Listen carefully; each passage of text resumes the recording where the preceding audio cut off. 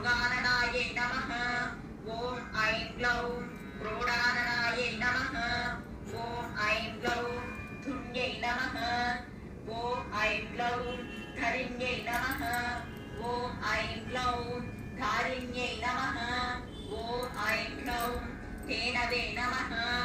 ॐ ऐं ग्लौं धरित्यै नमः। ॐ ऐं ग्लौं धावन्यै नमः।